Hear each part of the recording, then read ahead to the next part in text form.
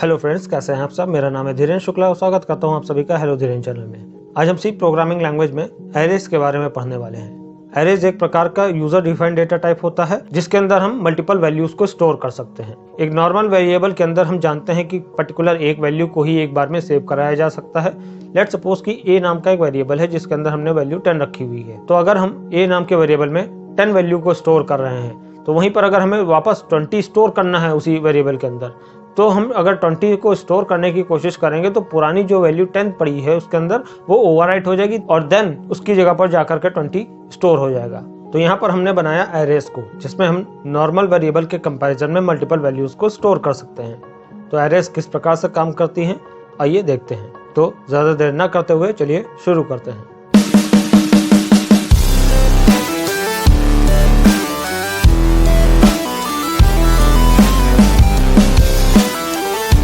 जैसा कि मैंने अभी बताया कि एरेज का इस्तेमाल किया जाता है मल्टीपल वैल्यूज को स्टोर करने के लिए। अब वो वैल्यूज किस प्रकार की भी हो सकती हैं, चाहे वो इंटीजर टाइप की हो, चाहे वो डबल टाइप की हो, चाहे कैरेक्टर टाइप की हो। तो यहाँ पर एरेज मल्टीपल वैल्यूज को स्टोर तो कर सकती हैं, पर यहाँ पर एरेज की कुछ शर्त होती है। भाई जितनी भी वैल्यूज आप स्टोर करेंगे वो सिमिलर डेटा टाइप की होनी चाहिए। अब सिमिलर डेटा टाइप का मतलब है कि अगर हम एक एरे वेरिएबल के अंदर एक इंटीजर वैल्यू को स्टोर कर रहे हैं तो बाकी जितनी वैल्यूज भी हम स्टोर करें उसके अंदर, चाहे हम 10 वैल्यू स्टोर करें चाहे हम 100 वैल्यू स्टोर करें, वो सब की सब भी इंटीजर डेटा टाइप की ही होनी चाहिए। इसी प्रकार से अगर हम किसी एक एरे के अंदर कैरेक्टर स्टोर कर रहे हैं तो एक वैल्यू अगर एक कैरेक्टर जा रही है तो बाकी सभी वैल्यूज भी कैरेक्टर ही होनी चाहिए। मतलब है कि जिस भी प्रकार के डेटा टाइप की वैल्यू को आप स्टोर करना चाहे कर सकते हैं, लेकिन जो भी वैल्यू आप स्टोर करें वो एक ही जैसी होनी चाहिए। आप अलग अलग डेटा टाइप की वैल्यूज को स्टोर नहीं कर सकते हैं एरेज में। हालांकि आगे आने वाली प्रोग्रामिंग लैंग्वेज जैसे कि पाइथन वगैरह में हम एरे के एडवांस वर्जन को भी पढ़ सकते हैं। एरे की जगह पर list, set, tuple and dictionary जैसी 4 प्रकार की लिस्ट को या फिर एरेज को हमने बनाया हुआ है, जिसमें हम विभिन्न प्रकार की वैल्यूज को यानी कि अलग अलग डेटा टाइप की वैल्यूज को एक साथ एक ही जगह पर स्टोर कर सकते हैं। तो फिलहाल हम सी लैंग्वेज पढ़ रहे हैं जो कि एक हाई लेवल लैंग्वेज नहीं है। यहाँ पर हमें एरेज के साथ उसी प्रकार से काम करना होगा जिस प्रकार से उसमें बनाया गया था, यानी कि सिमिलर डेटा टाइप की वैल्यूज को ही स्टोर करना होगा। तो आइए एरे के बारे में सारी जानकारी देखते हैं, चलते हैं बोर्ड पर। तो सबसे पहले समझते हैं कि एरे किस प्रकार से काम करता है। जब हम एक नॉर्मल वेरिएबल बनाते हैं, लेट्स सपोज कि इंटीजर एनो नाम का एक वेरिएबल बनाया जिसके अंदर हमने 10 डाला, तो हमारा एनो वेरिएबल है, ये एक मेमोरी लोकेशन ले लेगा जिसके अंदर 10 को स्टोर कर देगा। अब अगर हमें इसी एनो वेरिएबल के अंदर कोई दूसरी वैल्यू 20 स्टोर करनी है तो जब हम 20 को स्टोर करने की कोशिश करेंगे एनो के अंदर तो 10 को ओवरराइट कर देगा 20। इसी तरह से नेक्स्ट टाइम अगर हम 30 को स्टोर करने की कोशिश करेंगे तो 20 को ओवरराइट करके 30 इसकी जगह पर आ जाएगा। यानी कि हम यहाँ पर देख सकते हैं कि एक नॉर्मल वेरिएबल एक बार में केवल एक ही वैल्यू को स्टोर कर पा रहा है। यहाँ पर हम मल्टीपल वैल्यूज को एक साथ नहीं रख पा रहे हैं, तो इसके लिए हमने बनाया एरेज को। एरे को भी बनाने का तरीका वैसा ही है जैसे कि एक नॉर्मल वेरिएबल को बनाते हैं। एरे को बनाने के लिए हम लिखते हैं इंटीजर, एक वेरिएबल का नाम जैसे कि नॉर्मल वेरिएबल का होता है उसी तरह से एरे का भी हो सकता है। यहाँ पर मैं आपको सिखाने जा रहा हूँ सिर्फ, तो यहाँ पर हमने अपने एरे का नाम ARR यानी एरे का शॉर्ट फॉर्म दे देते हैं। और साथ ही सबसे इम्पोर्टेंट बात, एरे का जो सिंबल होता है या सूचक होता है वो स्क्वायर ब्रैकेट होता है। हम अपने वेरिएबल के साथ हम यहाँ स्क्वायर ब्रैकेट लगा करके बिना स्पेस के यहाँ पर अंदर साइज देंगे कि हम अपनी एरे के अंदर कितनी वैल्यूज को स्टोर करने वाले हैं। तो जब हम अपनी कोई भी एरे बनाते हैं तो ऊपर जब डिक्लेयर करते हैं एरे के नाम को नॉर्मल वेरिएबल की तरह, जैसे एक नॉर्मल वेरिएबल को भी यूज करने से पहले हमें ऊपर डिक्लेयर करना पड़ता है मेन के अंदर, उसी प्रकार से हमें अपने एरे को भी डिक्लेयर करेंगे। तो यहाँ पर हमने अपनी एरे वेरिएबल का नाम दिया और स्क्वायर ब्रैकेट लगाया बिना स्पेस के, और यहाँ पर हम अपने एरे का साइज भी दे सकते हैं। अब यहाँ पर बात आती है कि कभी कभी हम यहाँ पर स्क्वायर ब्रैकेट में साइज देते भी हैं और कभी कभी नहीं भी देते हैं। तो सबसे पहले देख लेते हैं कि अगर हम यहाँ पर साइज नहीं देना चाहते हैं तो कैसे करना होगा हमें काम। लेट्स सपोज हमने इंटीजर ARR स्क्वायर ब्रैकेट लगाया और हम अपनी इस एरे के अंदर कुछ एलिमेंट्स देते हैं कर्ली ब्रैकेट लगा करके। ध्यान रखिएगा कि अगर आप एरे के अंदर कुछ वैल्यूज डालना चाहते हैं तो वैल्यूज को इक्वल टू करके कर्ली ब्रेस लगाएंगे और कर्ली ब्रेस के अंदर हम सभी वैल्यूज को देंगे। लेट्स सपोज कि हम 20, 30, 40 एंड 50 ये 5 वैल्यूज स्टोर करना चाहते हैं अपनी एरे के अंदर। कर्ली ब्रेस को कर देंगे बंद, लगा देंगे सेमीकोलन। तो इस प्रकार से हम अपनी एरे को बनाएंगे, एरे लिखेंगे, स्क्वायर ब्रैकेट लगाएंगे, तो ये हमारे एरे वेरिएबल का नाम हो गया। और ये हमारा जो स्क्वायर ब्रैकेट है वो एरे के सिंबल्स हैं या सूचक हैं। इक्वल टू करके हम इस एरे के अंदर कितने वैल्यूज स्टोर करने वाले हैं, 10, 20, 30, 40 एंड 50। टोटल हमने 5 वैल्यूज को स्टोर किया है। जब हम वैल्यूज को लिखेंगे तो हम कर्ली ब्रेसेस का इस्तेमाल करेंगे, ना कि स्क्वायर ब्रैकेट का। तो अब हमने क्या किया, यहाँ पर हमने एक एरे बनाई जिसके अंदर हमने 5 वैल्यूज को स्टोर करा दिया। जब ये एरे मेमोरी में जाएगी, यानी कि इसके लिए मेमोरी एलोकेट करी जाएगी। लेट सपोज कि ये हमारी रैम है। तो जैसे कि अगर एक नॉर्मल वेरिएबल हमने एनो लिया था तो एनो के लिए मेमोरी इस प्रकार से एलोकेट होती थी जिसके अंदर 10 डाल दिया जाता था। वहीं पर हमारे एरे वेरिएबल के लिए क्या हो किया जाएगा, एरे के लिए हमारे पास एक ब्लॉक मेमोरी नहीं लेगी। यहाँ पर लाइन से जितने भी आप वैल्यूज स्टोर करेंगे यहाँ पर उतने ब्लॉक्स लाइन से यहाँ पर ले लिए जाएंगे। तो यहाँ पर 1, 2, 3, 4 और 5 टोटल 5 ब्लॉक मेमोरी के अंदर लिए जाएंगे और हर एक ब्लॉक के अंदर एक एक वैल्यू को स्टोर करा दिया जाएगा,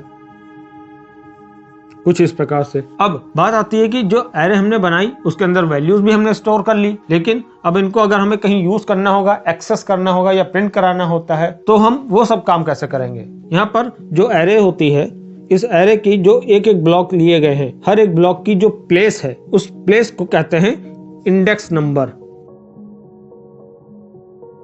और जो हमारा यहाँ पर इंडेक्स नंबर या फिर प्लेस होती है वो 0 से स्टार्ट होती है। तो इस पहले वाले ब्लॉक की जो पोजीशन होगी वो 0 होगी, फिर नेक्स्ट की होगी 1, फिर 2, फिर 3, फिर 4। इस प्रकार से हमारे पास हर एक ब्लॉक की एक पोजीशन या फिर कह लीजिए इंडेक्स नंबर होता है। और इसी इंडेक्स नंबर की मदद से हम अपनी सभी वैल्यूज को एक्सेस कर सकते हैं। लेट सपोज कि जैसे कि अगर हम इस एरे के अंदर से 10 वैल्यू को प्रिंट कराना चाहते हैं तो हम लिखेंगे printf %d लगाएंगे, कॉमा करके अपने एरे वेरिएबल से इस वैल्यू को उठाना चाहते हैं 10 वैल्यू को।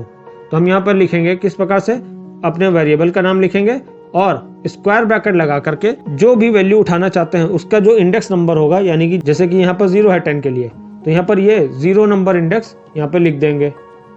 तो हमारा यहाँ पर क्या होगा, हमारी एरे की जो पहली वैल्यू 10 है वो यहाँ पर एक्सेस हो जाएगी। तो यहाँ पर आउटपुट क्या आ जाएगा, यहाँ पर आउटपुट आएगा 10। इसी प्रकार से अगर हम यहाँ 0 की जगह 1 लिख देंगे तो हमारा 1 पोजीशन यानी कि 1 इंडेक्स नंबर पर मौजूद है 20, तो ये 20 आउटपुट प्रिंट हो जाएगा।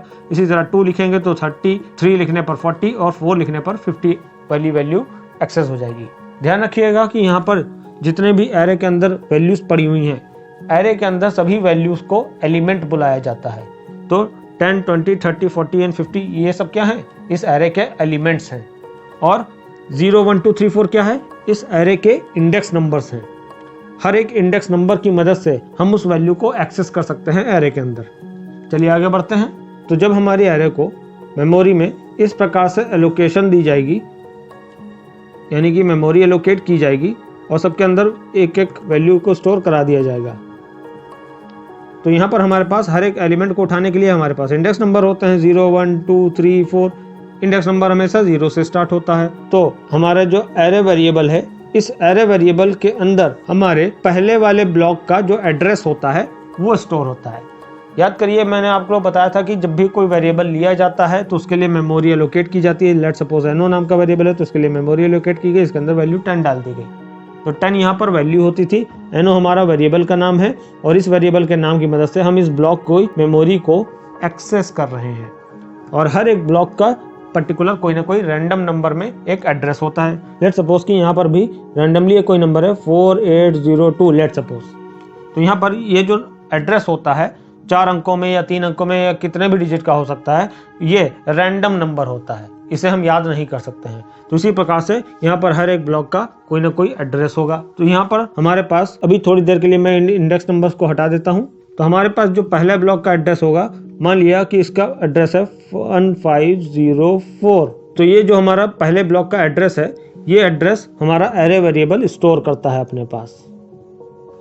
और आगे चल करके हम पढ़ेंगे कि कुछ ऐसे वेरिएबल्स भी होते हैं सी में जो हमारे मेमोरी के एड्रेसेस को ही स्टोर करते हैं। और वो वेरिएबल्स जो एड्रेसेस को स्टोर करते हैं वो पॉइंटर वेरिएबल्स कहलाते हैं। पॉइंटर वेरिएबल्स के बारे में हम आगे चल करके डीप में पढ़ेंगे। फिलहाल हमें यहाँ पर इतना जानना है कि हमारा जो एरे वेरिएबल होता है वो हमारे एरे का जो पहला ब्लॉक होता है उसका एड्रेस को स्टोर करता है। और हमारी एरे का जो पहला ब्लॉक होता है, इस पहले ब्लॉक के एड्रेस को बेस एड्रेस भी बुलाया जाता है। तो हमारा एरे वेरिएबल बेस एड्रेस को स्टोर करता है। और हमारा जो एरे वेरिएबल है ये एड्रेस को स्टोर करने की वजह से एक प्रकार का पॉइंटर वेरिएबल ही होता है, तो इसे इंटरनल पॉइंटर वेरिएबल बुलाते हैं। अब ये इंटरनल पॉइंटर वेरिएबल क्यों कहलाता है? क्योंकि ये एक वैल्यू को ना स्टोर करके एड्रेस को स्टोर कर रहा है। जैसे कि आगे चलकर हम पढ़ेंगे जो पॉइंटर वेरिएबल्स, उन पॉइंटर वेरिएबल की तरह से ये भी एक प्रकार का पॉइंटर वेरिएबल है, क्योंकि ये एड्रेस स्टोर कर रहा है, ना कि कोई वैल्यू। तो इसे इंटरनल पॉइंटर वेरिएबल इसीलिए बुलाते हैं क्योंकि ये है एक एरे का नाम।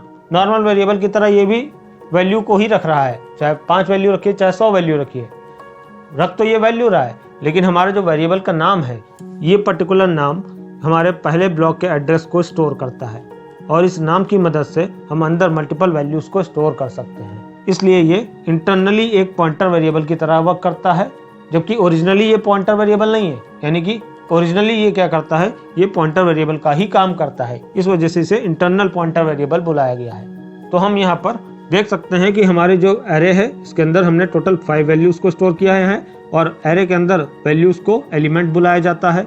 हर एक ब्लॉक का एक पोजीशन होती है जिसे हम इंडेक्स नंबर कहते हैं, 0 1 2 3 4। हमारे इंडेक्स नंबर हमेशा 0 से स्टार्ट होते हैं। हमारे जो पहला ब्लॉक का एड्रेस होता है जिसे बेस एड्रेस कहते हैं, हमारा बेस एड्रेस हमारा एरे वेरिएबल स्टोर करके रखता है, और बेस एड्रेस को स्टोर करने की वजह से इसे इंटरनल पॉइंटर वेरिएबल कहा जाता है। तो इस तरह से हमारा जो एरे वेरिएबल है वो हमारे पहले ब्लॉक को डिनोट कर रहा है, यानी कि पॉइंट कर रहा है या इशारा कर रहा है, क्योंकि इसने स्टोर कर रखा है बेस एड्रेस को, तो ये बेस एड्रेस की तरफ इशारा कर रहा है। मैं बेस एड्रेस के बारे में बता रहा हूँ कि बेस एड्रेस कितना है आपका, यानी कि हमारी एरे का।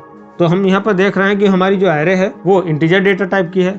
अब इंटीजर डेटा टाइप सी में 2 बाइट स्पेस लेता है मेमोरी के अंदर, तो इंटीजर हमारा सी के अंदर 2 बाइट भी मेमोरी स्पेस ले सकता है और यहीं पे 4 बाइट भी ले सकता है। याद करिए मैंने आप लोगों को बता रखा है कि हमारा इंटीजर 2 बाइट लेगा या फिर 4 बाइट लेगा स्टोरेज स्पेस, ये डिपेंड होता है हमारे कंपाइलर पे। अगर हमारा 16 बिट का कंपाइलर है तो हमारा जो इंटीजर है वो 2 बाइट स्टोरेज लेगा, और वहीं पर अगर 32 बिट का कंपाइलर लगा हुआ है तो हमारा जो स्टोरेज स्पेस है वो 4 बाइट लेगा इंटीजर। तो लेट सपोज कि हमारा कंपाइलर 16 बिट वाला लगा है और हमारा इंटीजर 2 बाइट ले रहा है, तो यहाँ पर सभी वैल्यूज जो है इंटीजर डेटा टाइप की है, क्योंकि हमने अपने एरे को बनाते समय आगे इंटीजर लगाया था, तो सभी के सभी वैल्यूज भी इंटीजर हैं। तो हर एक ब्लॉक के अंदर एक एक इंटीजर वैल्यू जा रही है, और हर एक ब्लॉक क्या कर रहा है, 2-2 बाइट का स्पेस ले रहा है। तो अगर हमारा ये एड्रेस है 1504, तो नेक्स्ट एड्रेस इसका अगर निकालना होगा तो कैसे निकालेंगे, 1504 में 2 बाइट और जोड़ देंगे, ये बाइट्स में है एड्रेस, तो इस वजह से यहाँ पर 1504 में 2 बाइट और जोड़ देंगे, तो अगला एड्रेस क्या आ जाएगा, 1506। तो अगला एड्रेस हो गया 1506। इसी तरीके से 2 बाइट और प्लस कर देंगे तो 1508 हो जाएगा। इसी तरह से 1510 हो जाएगा और 1512 हो जाएगा। तो यानी कि हमारा यहाँ पर एड्रेस को बताने का मकसद बस इतना सा था कि अगर हमें बेस एड्रेस पता है तो हम आगे के एड्रेसेस को इजीली निकाल सकते हैं। यहाँ पर जो भी वैल्यूज को स्टोर कराया जाएगा एक एरे के अंदर वो सीरियल ऑर्डर में होंगे, यानी कि सारे ब्लॉक सीरियल ऑर्डर में लिए जाते हैं। तो उम्मीद करता हूँ कि एरे किस प्रकार से काम कर रही है ये आप लोगों को अच्छे से समझ में आ गया है। आगे बढ़ते हैं और इंटीजर एरे की जगह पर एक कैरेक्टर एरे का भी एग्जांपल देख लेते हैं। जैसे कि हमने अभी एक इंटीजर एरे की एग्जांपल को देखा है, उसी प्रकार से हम अपनी एरे को फ्लोट भी ले सकते हैं। जब हम फ्लोट लेंगे अपनी एरे को तो यहाँ पर भी फिर से इक्वल टू लगा करके जो वैल्यूज देंगे वो फ्लोट डेटा टाइप की होंगी, यानी कि डेसिमल वैल्यूज हो सकती है, जैसे कि 16.72, 8.92, 5.49, 7.68 एंड सो ऑन। तो हमने यहाँ पर अपनी एरे को फ्लोट बनाया हुआ है जो कि डेसिमल वैल्यूज को स्टोर कर सकता है। तो यहाँ पर हमें सारी वैल्यूज डेसिमल ही देनी पड़ेंगी। आप इंटीजर और डेसिमल दोनों प्रकार के नंबरों को नहीं दे सकते हैं। इसी प्रकार से अगर हम कैरेक्टर एरे बनाना चाहते हैं तो कैर और मान लिया, फिर से हमने ARR लिया, या फिर आप कोई भी नाम दे सकते हैं। मैं तो यहाँ पर आपको समझाने के लिए ARR लिख रहा हूँ। और इसके अंदर अब हमें सारी कैरेक्टर्स देने होंगे। लेट सपोज कि स्मॉल a दे दिया, कॉमा स्मॉल e दे दिया। यहाँ पर ध्यान रखिएगा कि एक कैरेक्टर सिंगल कोट के अंदर लिखा जाता है, इसलिए हर एक वैल्यू सिंगल कोट में आपको लिखनी है। I हो गया, O हो गया एंड U हो गया। तो इस प्रकार से हम अपने एरे को बना सकते हैं। आइए देख लेते हैं कि यहाँ पर हम अगर यूजर से इनपुट कराना चाहते हैं किसी एरे को तो वो कैसे कराएंगे। अब जब बात आती है कि यूजर से अगर इनपुट करानी है एरे को तो हमें कैसे कराना होगा, तो यहाँ पर एरे के साथ काम करता है हमारा लूप। जब भी हम एरे को इस्तेमाल करेंगे, चाहे हम जैसे अभी मैंने बताया उस तरह से यूज करें एरे को, चाहे हम जैसे कि आगे यूजर से इनपुट लेने वाले हैं तो यूजर से इनपुट लेकर के एक्सेस करें। यानी कि कहने का मतलब इतना है कि एरे के अंदर पड़े हुए एलिमेंट्स को या एरे के अंदर पड़ी हुई वैल्यूज को अगर हम एक्सेस करना चाहते हैं तो उसके लिए हमें लूप की मदद लेनी पड़ती है। जब भी एरे का इस्तेमाल करेंगे लूप तो ऑटोमेटिकली आएगा ही आएगा, बिना लूप के एरे इस्तेमाल नहीं की जा सकती। क्योंकि नॉर्मल सी बात है कि आप लोग खुद ही सोचिए कि अगर एरे के अंदर मल्टीपल वैल्यूज स्टोर हैं, लेट्स सपोज 20 वैल्यूज स्टोर करते हैं आप, यानी कि एक एरे के अंदर 20 एलिमेंट्स स्टोर हैं। अब उन 20 के 20 एलिमेंट्स को प्रिंट कराना चाहते हैं या पर कहीं पर जोड़ना चाहते हैं या घटाना चाहते हैं या मल्टीप्लाई करना चाहते हैं, तो ऐसे केस में हमें 20 टाइम्स लिखना पड़ेगा या 20 टाइम्स स्टेटमेंट को चलाना पड़ेगा। तो हम क्या हम 20 टाइम्स लिखेंगे? नहीं, वहां पर हम अपने लूप का इस्तेमाल करेंगे। अपने लूप से कहेंगे कि वो 20 टाइम्स चले और ऑटोमेटिकली एक एक एरे के अंदर जितने भी एलिमेंट्स हैं उन सबको एक एक करके उठाता जाए। तो आइए देखते हैं कि लूप किस प्रकार से काम करेगा हमारे एरे के साथ। एक नॉर्मल छोटा सा प्रोग्राम बनाते हैं, void main। यहाँ पर सबसे पहले वेरिएबल को डिक्लेयर करते हैं, तो हम अपने एरे वेरिएबल को डिक्लेयर कर रहे हैं। यहाँ पर हम एरे का साइज 10 पहले से दे रहे हैं। जब भी आप यूजर से इनपुट लेंगे तो एरे के अंदर जो वैल्यूज स्टोर करनी है वो हम इक्वल टू करके कर्ली ब्रैकेट में आगे नहीं दे देंगे जैसे पहले कर रहे थे। अगर हमें आगे ही पहले से देना होता नंबर, लेट्स सपोज कि मैं यहाँ पर ब्रैकेट में यहाँ पर कोई साइज नहीं दे रहा हूँ और इक्वल टू करके कर्ली ब्रैकेट में यहाँ पर 1 2 3 4 वैल्यूज मैंने दे दी, तो प्रोग्राम के अंदर हमने यहाँ पर पहले से ही एरे के अंदर ये वैल्यूज स्टोर कर दी हैं। अगर अब हमें 1 2 3 4 की जगह पर 10 20 30 40 वैल्यूज को अगर यूज करना है या फिर कोई अनदर वैल्यूज को ही क्यों ना यूज करना है, तो हमारा ये जो प्रोग्राम है इसको हमें खोलना होगा और इसके कोड में आकर के यहाँ पर वैल्यूज को बदलना पड़ेगा हर बार जब जब हम अलग अलग वैल्यू देने की कोशिश करेंगे। तो हम अपने प्रोग्राम को ऐसा बनाएं कि हमारा एक प्रोग्राम किसी भी नंबर के लिए, चाहे हम 1 2 3 4 दें, चाहे हम 10 20 30 40 क्यों ना दें, या फिर कोई भी नंबर यहाँ पर क्यों ना दे दें, ये हर नंबर के लिए हमारा काम करे। तो हमें यहाँ पर यूजर से नंबर लेना होगा। जब हमारा प्रोग्राम रन होगा तो यूजर नंबर देगा और जो यूजर नंबर दे रहा है उन नंबरों पर हमारा ये प्रोग्राम काम करेगा। तो ऐसे केस में जब यूजर से इनपुट लेना होगा तो हम यहाँ पर पहले से यहाँ पर वैल्यू को फिक्स नहीं कर देंगे, और जब हम यहाँ पर पहले से वैल्यू नहीं देंगे तो हमें यहाँ पर साइज देना पड़ेगा। लेट्स सपोज कि अभी हम फिलहाल छोटा सा साइज 5 ही ले लेते हैं। तो हमने अपनी एक एरे वेरिएबल को बनाया जिसका साइज हमने 5 रख दिया कि आगे चल करके हम अपनी एरे के अंदर 5 वैल्यू देने वाले हैं, यानी 5 एलिमेंट्स स्टोर करेंगे।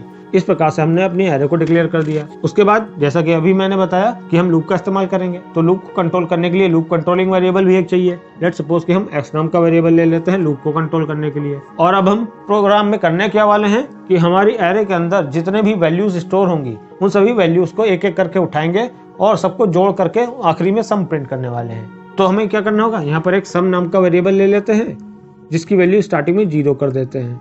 अब वेरिएबल्स का डिक्लेरेशन हो चुका है। अब हम अपनी स्क्रीन को क्लियर करते हैं, CLR लगाते हैं, फिर printf करते हैं, एक मैसेज देते हैं यूजर के सामने, एंटर। कितने नंबर? हमारी एरे का साइज है 5, तो हम यहाँ पर 5 नंबर्स कर देते हैं और मैं \n लगा देता हूँ लास्ट में। \n क्यों लगाया? सपोज करिए कि जब आप प्रोग्राम को रन करते हैं तो ये कंसोल विंडो खुल के आती है। स्टार्टिंग में ही मैसेज आ रहा होगा एंटर 5 नंबर्स और कर्सर आपका यहाँ पर ब्लिंक करता हुआ मिलेगा। जैसे ही आप यहाँ पर पहला नंबर देंगे, लेट्स सपोज 10 दिया आपने और एंटर की प्रेस करिए, एंटर की प्रेस करने पर कर्सर आपका यहाँ पर आ जाएगा। तो 20 दिया, फिर 30 दिया, 40 दिया, 50 दिया, टोटल आपके 10 20 30 40 50 टोटल 5 नंबर्स आपके आ गए। लेकिन ये देखने में यूजर को थोड़ा सा ऑकवर्ड लगेगा कि इतना लंबा मैसेज आया, उसके बाद एक नंबर हमने यहाँ दिया, बाकी 4 नंबर यहाँ दिए, तो ये थोड़ा सा ऑकवर्ड लग रहा है। तो हमने \n स्टार्टिंग में ही लगा दिया ताकि जब यूजर के सामने एंटर 5 नंबर्स ये एक मैसेज आए तो कर्सर हमारा इसके आगे ना ब्लिंक करे, नीचे नई लाइन पर आ चुका हो। \n का मतलब क्या है? कर्सर को नई लाइन पे भेज दो, तो कर्सर ऑटोमेटिकली पहले से ही नई लाइन पे आ रहा होगा। अब जब यूजर नंबर देगा तो यहाँ पर एक के नीचे एक 10 20 30 40 एंड 50, ये पांचों के पांचों नंबर एक सीधान में, एक लाइन में, एक अलाइनमेंट में आ रहे हैं, जिससे थोड़ा सा देखने में सही लग रहा है। कोई एक नंबर उधर, बाकी सारे नंबर इधर, थोड़ा सा ऑकवर्ड लग रहा था देखने में। इसके लिए मैंने यहाँ पर \n लगाया हुआ है। तो आगे बढ़ते हैं। अब नेक्स्ट स्टेप है स्कैनफ को। अगर स्कैनफ में लगाता हूँ यहाँ पर, तो स्कैनफ हमारा एक बार चलेगा और एक बार यूजर से नंबर लिया जाएगा।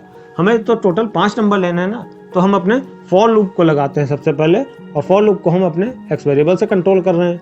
तो हम अपने लूप से कहते हैं कि ये 1 से न चले, हमें टोटल 5 नंबर तो लेने हैं, तो हम अपने लूप को 1 से 5 चला सकते हैं। लेकिन याद करिए एरे क्या होती है, एरे के अंदर जितने भी ब्लॉक्स होते हैं उनकी पोजीशंस को 0, 1, 2, 3, 4 से डिनोट किया जाता है। यानी कि हमारे एरे के जो इंडेक्स नंबर होते हैं वो 0 से स्टार्ट होते हैं।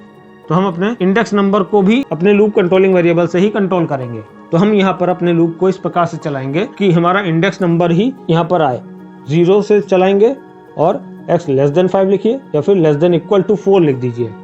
अगर आप लेस देन 5 चलाएंगे तो भी ये 4 तक ही चलेगा, और अगर आप यहाँ पर लेस देन इक्वल टू 4 लिख देते हैं तब भी ये 4 तक ही चलेगा। और 0 से 4 तक टोटल हमारे पास 0, 1, 2, 3 एंड 4, टोटल हमारे पास कितने 5 एलिमेंट्स हो गए। तो यहाँ पर हम 0 से लेकर के 4 तक चला रहे हैं लूप को, और हर बार x प्लस प्लस कर रहे हैं।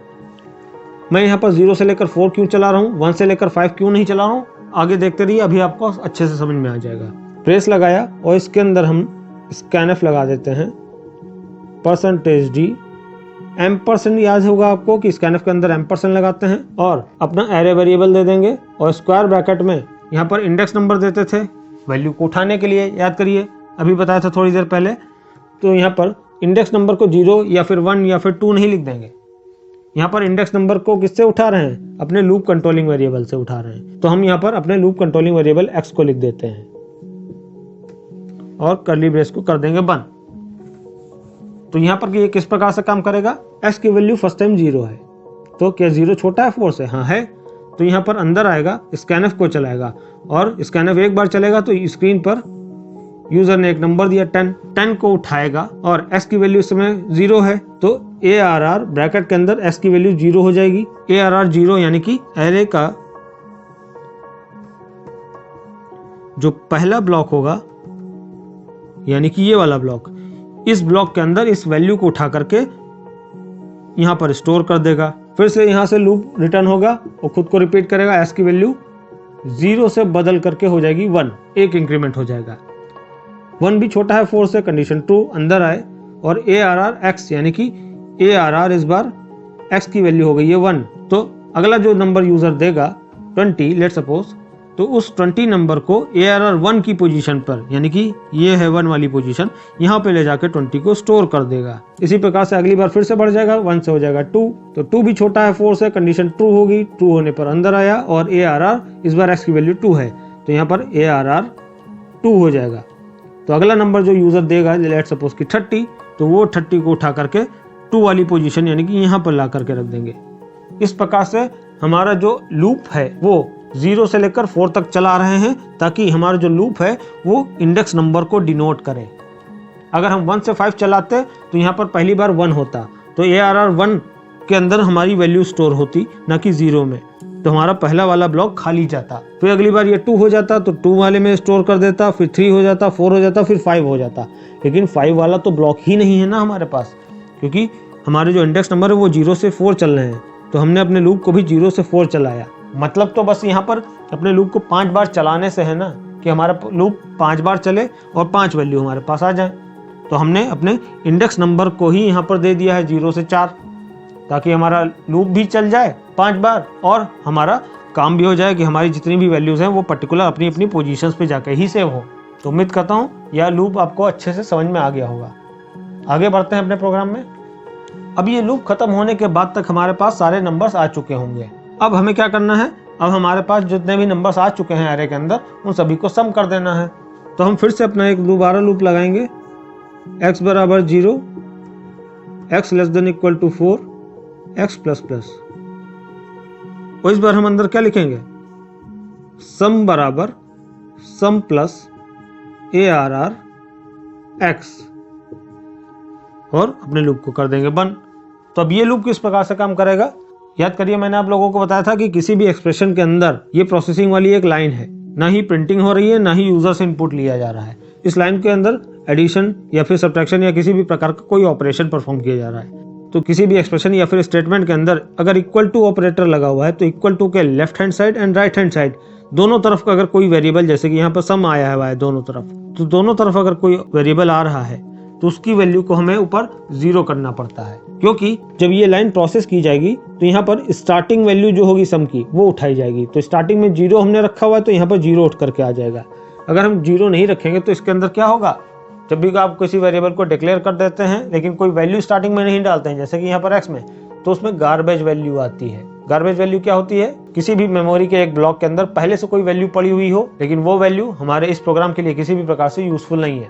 लेट्स सपोज कि 15432 पड़ा हुआ है, एक बड़ा सा नंबर x वेरिएबल ने जिस भी मेमोरी ब्लॉक को लिया है उस ब्लॉक के अंदर, तो इतना बड़ा नंबर जो पहले से पड़ा था इस ब्लॉक के अंदर जिसको x ने लिए रखा है, यानी कि x ने जिस भी ब्लॉक को लिया था उसके अंदर 15432 लेट्स सपोज कि इतना बड़ा नंबर पड़ा हुआ है। अब ये वैल्यू जो x में पहले से पड़ी थी ये हमारे इस प्रोग्राम में किसी भी यूज की नहीं है, ये हमारे लिए यूजलेस है, तो हमारे लिए ये क्या है, एक गार्बेज वैल्यू पड़ी हुई है। तो गार्बेज यानी कि कचरा, फालतू की वैल्यू जो हमारे लिए यहाँ पर किसी भी यूज में नहीं है, तो ऐसी वैल्यू को गार्बेज वैल्यू कहते हैं। तो सम को अगर हमने ऊपर डिक्लेयर कर दिया होता और 0 नहीं डाला होता तो यहाँ पर भी कोई गार्बेज वैल्यू पड़ी होती और उस गार्बेज वैल्यू के अंदर हमारे पास एरे के सारे एलिमेंट जुड़ते जाते और उस गार्बेज वैल्यू में सब इकट्ठा होकर के आखिरी में हमारे पास जो आंसर आता वो एक रॉन्ग आंसर होता। तो ऐसे केस में हम पहले से वैल्यू को 0 कर देते हैं, क्योंकि हम जानते हैं कि 0 के अंदर कुछ भी जुड़ेगा तो फर्क नहीं पड़ेगा। तो यहाँ पर 0 डालने का मतलब इतना सा है कि अगर सम के लिए मेमोरी ली जा रही है और उसके अंदर कोई भी वैल्यू, लेट सपोज कि 20 पहले से पड़ा था या 200 पहले से पड़ा हुआ था, तो जितने भी नंबर्स यहाँ पर एरे के अंदर पड़े हुए हैं, लेट सपोज कि हमारे एरे में पड़ा हुआ है 10, 20, 30, 40 एंड 50, तो 10, 20, 30, 40, 50 इन सबको जोड़ करके जो भी नंबर आएगा वो 200 में सब इकट्ठा होता चला जाएगा। तो 200 में पहले 10 जुड़ेगा, फिर 200 में 20 जुड़ेगा, फिर 30 जुड़ेगा, 40 जुड़ेगा, 50 जुड़ेगा और आखिरी में जो आंसर आएगा वो गलत आएगा। ऐसे केस में हमने स्टार्टिंग में क्या किया, 0 डाल दिया, ताकि 0 जब इसके अंदर स्टोर होगा तो गार्बेज वैल्यू को डिलीट कर देगा और खुद उसकी जगह स्टोर हो जाएगा। और 0 में जब भी हम इन नंबरों को जोड़ते चले जाएंगे तो हमारे पास पहले से 0 पड़ा होगा और 0 में कुछ भी जोड़ने पर कोई असर नहीं होगा, इसलिए इन सभी का सम परफेक्ट आएगा। तो चलिए अपने लूप को समझ लेते हैं। s की वैल्यू फर्स्ट टाइम 0 है, 0 छोटा है 4 से, हाँ है, कंडीशन ट्रू हुई, अंदर आए। और यहाँ पर सम की ओरिजिनल वैल्यू इसमें क्या पड़ी हुई है, इसमें सम की वैल्यू है स्टार्टिंग में 0, तो 0 में ARR x को जोड़ा गया। ARR x की वैल्यू है यहाँ पर 0, तो ARR 0 यानी कि, तो ARR 0 पर 10 वैल्यू पड़ी हुई है, तो यहाँ पर 10 वैल्यू को उठा के लाया गया, 0 + 10 हो गया। 0 + 10 का सॉल्व कर दिया तो 10 आया और 10 को इक्वल टू करके ये देखिए आगे भी सम लिखा हुआ है, यानी कि इस 10 को सम वेरिएबल में डाल दिया गया। तो सम की वैल्यू जो कि 0 हो चुकी थी पहले से ही, ऐसे समझते हैं 0 थी पहले से, उसके अंदर अब 10 हो जाएगा। अगली बार लूप खुद को रिपीट करेगा, s की वैल्यू 1 बढ़ जाएगी, तो x की वैल्यू थी 0, 0 से बढ़ करके हो गई 1। अब फिर से अंदर आया, क्योंकि 1 ≤ 4 है, तो अंदर आएगा। जब अंदर आया तो सम की वैल्यू अब क्या हो चुकी है, सम की वैल्यू अब 10 हो चुकी थी, तो इस 10 में ARR x यानी कि x की वैल्यू है 1, तो ARR 1, ARR 1 पे क्या है, ARR 1 पे देखिए 20 पड़ा हुआ है, तो ये 20 उठ के आ जाएगा, तो 10 + 20 30 हो जाएगा। और 30 को वापस हम अपने सम वेरिएबल में ये देखिए स्टोर कर रहे हैं, इक्वल टू करके इधर भी सम लिखा हुआ है, तो फिर से ये 30 जा करके सम में स्टोर होगा, 10 ओवरराइट होकर 30 हो जाएगा। फिर से ये खुद को रिपीट करेगा, s की वैल्यू में एक इंक्रीमेंट, 1 से हो जाएगा 2, 2 भी छोटा है 4 से, कंडीशन ट्रू अंदर आया।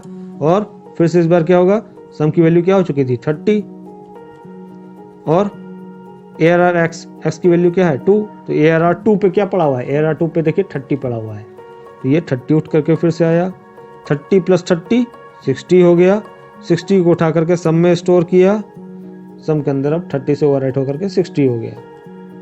फिर से ये खुद को रिपीट करेगा, s में एक इंक्रीमेंट 3 कर दिया, 3 भी छोटा है 4 से, कंडीशन ट्रू अंदर आए।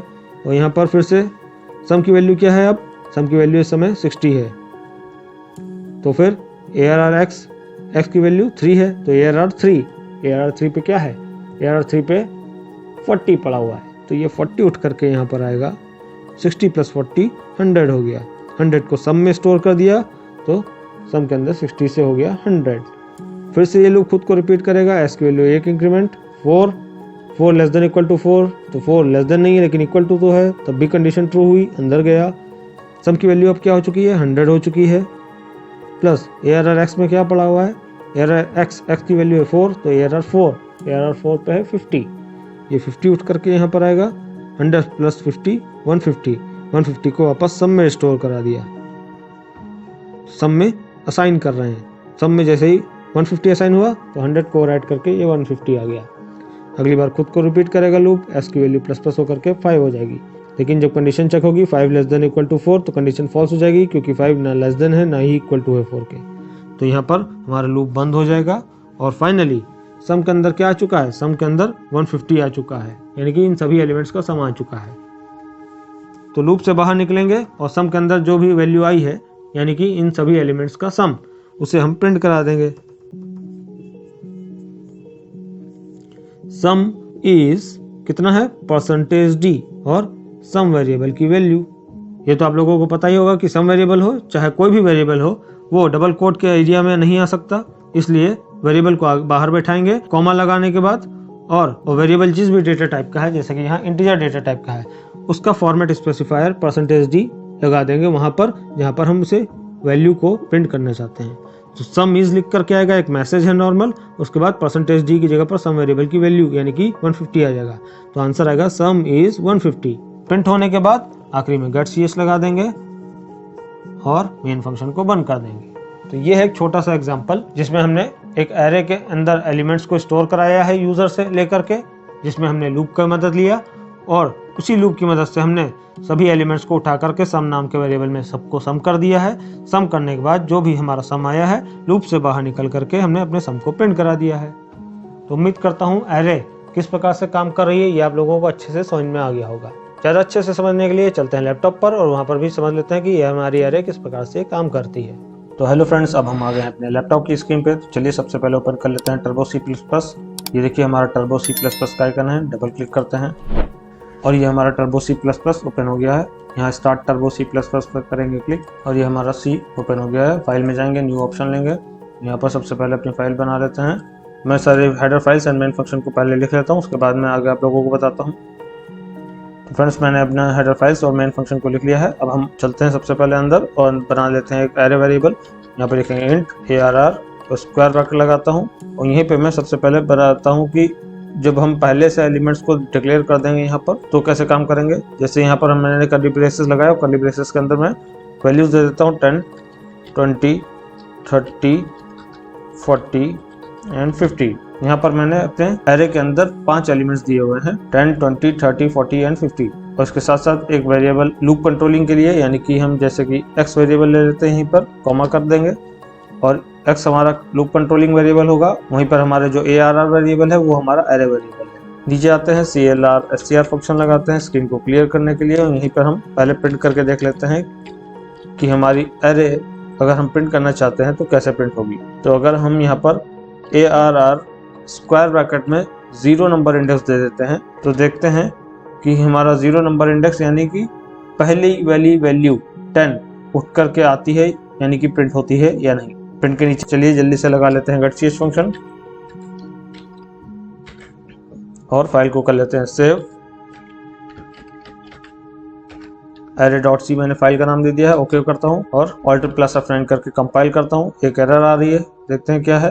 यहाँ पर दे रहा है कि ARR 0 जो आप प्रिंट करना चाह रहे हैं उसके लिए हमने फॉर्मेट स्पेसिफायर देना भूल गए हैं। तो यहाँ पर जल्दी से आते हैं और प्रिंट फंक्शन के अंदर डबल कोट्स लगाएंगे, कॉमा लगाएंगे और डबल कोट्स के अंदर दे देते हैं फॉर्मेट स्पेसिफायर %d। %d ही क्यों लिया, क्योंकि हमने जब एरे को बनाया है देखिए आगे इंटीजर लगाया हुआ है और इंटीजर के लिए फॉर्मेट स्पेसिफायर %d लगता है। चलिए सेव कर लेते हैं, F2 की प्रेस करके एंटर की प्रेस करते हैं, Alt+F9 और देखिए एरर नहीं आ रही है। अब हम Ctrl+F9 करके प्रिंट करते हैं।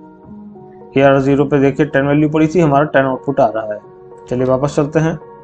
इसी तरीके से अगर हम यहाँ पर अपनी इस लाइन को कॉपी कर लेते हैं और नीचे आकर के पेस्ट मार लेते हैं और यहाँ पर जहाँ पर ARR 0 था वहाँ पर हम 1, इसी तरह से 2, इसी तरह से 3 एंड 4 कर देते हैं। तो एक एक करके हमारे पास 5 प्रिंटफ लगे हुए हैं और पांचों वैल्यूज ARR 0 पोजीशन पे पड़ा हुआ है 10, इसी तरह 1 पे पड़ा है 20, 2 पे 30, 3 पे 40 एंड 4 पे 50। तो सारे एलिमेंट एक एक करके प्रिंट हो जाएंगे।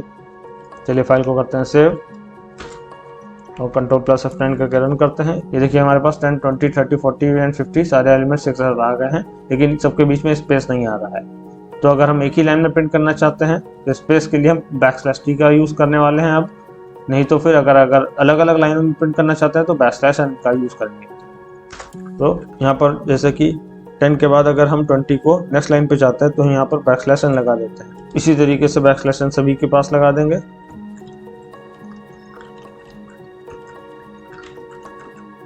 तो हमारे सभी नंबर्स नेक्स्ट लाइन में आएंगे।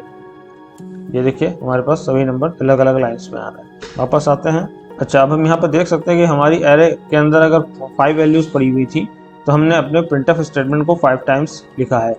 क्योंकि हम एरे के सभी एलिमेंट्स को एक एक करके प्रिंट करना चाहते हैं तो हमने हर एक एलिमेंट को यानी कि वैल्यू को प्रिंट करने के लिए अलग अलग प्रिंटफ लगाया हुआ है। हम चाहे तो एक ही प्रिंटफ के अंदर भी सभी को प्रिंट कर सकते हैं। अच्छा, अब लेट सपोज कि अगर हमारी एरे के अंदर 5 ही एलिमेंट्स नहीं है, 5 से ज़्यादा हैं, लेट सपोज 500 एलिमेंट्स पड़े हुए हैं, तो क्या 500 टाइम्स हम अपने प्रिंटफ स्टेटमेंट को लिखेंगे यानी कि कॉपी पेस्ट करते रहेंगे? तो ये चीज़ गलत होगी, क्योंकि यहाँ पर हमारे स्टेटमेंट रिपीट होंगे। तो हमें यहाँ पर लूप की मदद लेनी होगी। तो हम अगर अपने एरे के सभी एलिमेंट्स को प्रिंट करना चाहते हैं तो अब हम लूप का यूज़ करेंगे। चलिए देख लेते हैं कैसे। यहाँ पर हम सबसे पहले लूप लगाएंगे फॉर x। हमने वेरिएबल ऊपर ले रखा है लूप कंट्रोलिंग के लिए, तो हम x को 0 से स्टार्ट करेंगे जो हमारा इंडेक्स नंबर डिनोट करेगा। तो हमारा जो x वेरिएबल है वो हमारी एरे के इंडेक्स नंबर को डिनोट करने वाला है यानी कि दर्शाने वाला। अच्छा, x की वैल्यू 0 से स्टार्ट हो रही है और कहाँ तक चलेगा? x <= 4 तक चलेगा और x ++ करते रहेंगे। ब्रैकेट बंद करते हैं, यहाँ पर कर्ली ब्रेस के अंदर आते हैं और अंदर अब हम प्रिंटफ स्टेटमेंट को एक बार लिखेंगे और डबल कोट्स के अंदर %d और \n लगा देते हैं, साथ ही में कॉमा करते हैं। यहाँ पर हम लिखेंगे ARR। स्क्वायर ब्रैकेट में हमने पिछली बार इंडेक्स नंबर लिखा था क्योंकि कोई लूप नहीं लगाया था। अब यहाँ पर लूप को कंट्रोल करने के लिए x वेरिएबल का यूज कर रहे हैं और x वेरिएबल जैसा कि हम जानते हैं इंडेक्स नंबर को भी डिनोट कर रहा है। तो हमने यहाँ पर जहाँ पर स्क्वायर ब्रैकेट में इंडेक्स नंबर पहले लिखा था, अब वहाँ पर हम x वेरिएबल को लिख देंगे और x वेरिएबल है, इसकी वैल्यू बार बार बदलती रहेगी और बदलने का काम हमारा ये लूप करेगा। चलिए F2 करके सेव करते हैं, Alt F9 करके देख लेते हैं सक्सेस हो गया है। Ctrl F9 करके रन करते हैं। ये देखिए फिर से हमारे पास वही आउटपुट आ रहा है। यहाँ पर हमें बार बार प्रिंटफ स्टेटमेंट को लिखना भी नहीं पड़ा, एक ही बार लिखना पड़ा। अब हमारे पास एरे के अंदर चाहे 5 एलिमेंट हो चाहे 500 एलिमेंट्स हो, हमारा ये लूप जितनी बार भी हम उससे कहेंगे चलने के लिए ये उतनी बार चलने का काम करेगा। हमें सिर्फ अपने प्रिंटफ स्टेटमेंट को एक ही बार लिखना है। अच्छा, चलिए जल्दी से ये भी देख लेते हैं कि हमारे पास एरे के अंदर हमने जब पहले से ही वैल्यूज यहाँ पर दे रखी हैं सामने, तब तो चलो इस प्रकार से काम कर रहा है। अब अगर यूजर से वैल्यू लेंगे तो किस प्रकार से लेंगे? मैं इसको इरेज कर देता हूँ। यहाँ पर मैं साइज सेट कर देता हूँ। जब हमें यूजर से वैल्यू लेनी होगी तो हमें यहाँ पहले से साइज स्क्वायर ब्रैकेट के अंदर देना होगा। लेट सपोज कि हम साइज दे देते हैं 5। अब CLR SCR फंक्शन के नीचे आते हैं और यहाँ पर प्रिंटफ करते हैं, प्रिंटफ एंटर 5 एलिमेंट्स। 5 एलिमेंट्स हैं तो यहाँ पर हम \n लगा देते हैं ताकि 5 के 5 एलिमेंट्स नई लाइन से आए। फिर से एक लूप लगाते हैं जो कि हमारा वैल्यूज को लेने का काम करेगा यानी रिसीव करने का काम करेगा। फिर से हम x वेरिएबल ले लेते हैं, 0 से चलाते हैं और x <= 4 ही चलाएंगे और x++ ही करेंगे, यानी कि नीचे वाला ऊपर वाला लूप दोनों सेम ही चलेगा। अंदर आते हैं, अंदर आने के बाद हम यहाँ पर scanf लगाएंगे जो कि हमारा एक एक करके यूजर से वैल्यूज को लेने का काम करेगा। यहाँ पर लिखेंगे %d और यहाँ पर आपको \n लगाने की कोई ज़रूरत नहीं है क्योंकि सारा काम एंटर की से ऑटोमेटिकली होगा। यहाँ पर लगाएंगे $ARR। एम्परसेंड क्यों लगाया है? क्योंकि स्कैनर फंक्शन है जो कि वैल्यूज को मेमोरी में यानी कि एड्रेसेस पे जा करके डालने का काम करेगा। तो हमने अपना एम्परसेंड ऑपरेटर यानी कि एड्रेस ऑफ ऑपरेटर लगाया हुआ है। यहाँ पर लगाएंगे स्क्वायर ब्रैकेट, स्क्वायर ब्रैकेट के अंदर हम अपना लूप कंट्रोलिंग वेरिएबल x दे दें। तो अब ऊपर वाले लूप से क्या होगा? यूजर से वैल्यूज एक एक करके आती जाएंगी और मेमोरी में सेव होती रहेंगी, और नीचे वाले लूप से क्या होगा? वो सभी की सभी वैल्यूज एक एक करके स्क्रीन पर प्रिंट हो जाएंगी। चलिए देख लेते हैं, F2 कर लेते हैं, यस करते हैं, Alt F9 करके कंपाइल कर लेते हैं, सक्सेस हो गया है। Ctrl F9 करके रन करते हैं, देखिए 5 एलिमेंट्स हमसे मांग रहा है। तो इस बार हम चलिए दे देते हैं 11, एंटर 12, एंटर 13, एंटर 14, एंटर 15।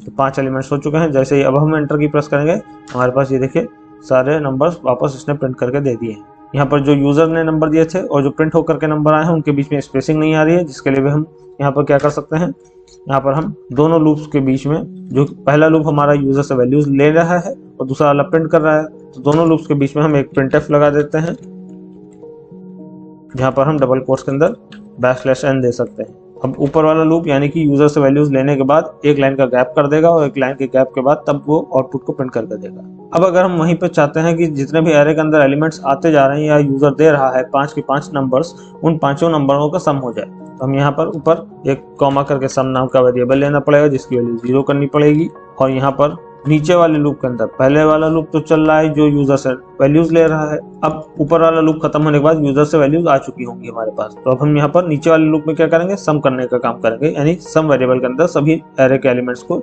इकट्ठा करने यानी जोड़ने का काम करने वाले हैं। तो यहाँ लिखेंगे सम बराबर सम प्लस ARR स्क्वायर ब्रैकेट में लूप कंट्रोलिंग वेरिएबल। तो दूसरे वाला लूप क्या करेगा, सभी एरे के एलिमेंट्स को उठा करके सम वेरिएबल में स्टोर करता रहेगा यानी ऐड करवाता रहेगा। और जब ये दूसरा वाला लूप खत्म हो चुका होगा तो सम वेरिएबल के अंदर सभी नंबरों का सम आ चुका होगा। अब हम लूप से बाहर निकलेंगे और नीचे आकर के प्रिंटफ करा देंगे सम को। डबल कोट्स के अंदर एक मैसेज दे देते हैं सम इज, और यहाँ पर %d की जगह जो भी सम आया है वो प्रिंट हो जाएगा, यहाँ पर सम वेरिएबल की वैल्यू। फिर से सेव कर लेते हैं, Alt+F9 करते हैं और Ctrl F9 करके रन करते हैं।